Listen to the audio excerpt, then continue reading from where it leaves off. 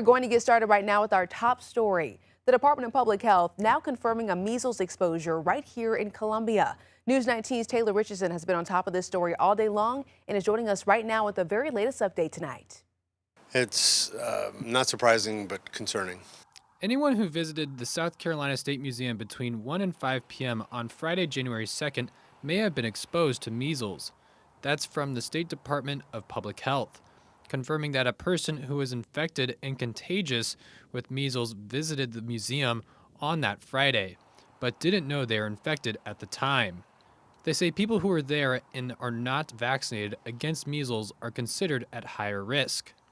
Reach out to your primary care physician, especially if you are starting to have any symptoms of the measles. And so typically the measles starts out with fever and a cough, runny nose, and then you can develop the rash a couple of days later. Health officials say someone can have the virus and show no symptoms for 1 to 3 weeks, but they become contagious once they develop cold-like symptoms before the rash ever appears.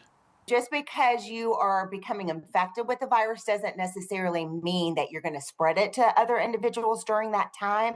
You have to start with the fever, the cough, the runny nose, all of those symptoms before you can actually spread the measles to another individual.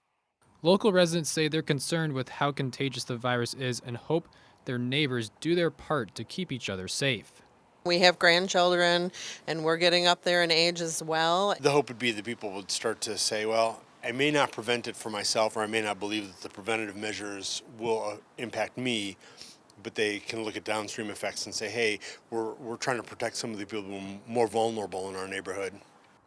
The Department of Public Health is also reporting 124 new measles cases statewide since Friday, bringing the total number of cases tied to the upstate outbreak to 434.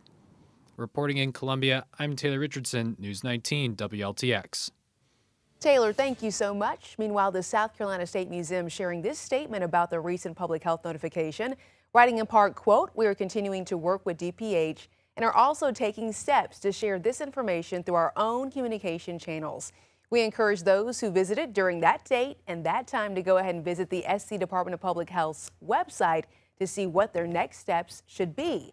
And we have more information on our website. It's WLTX.com.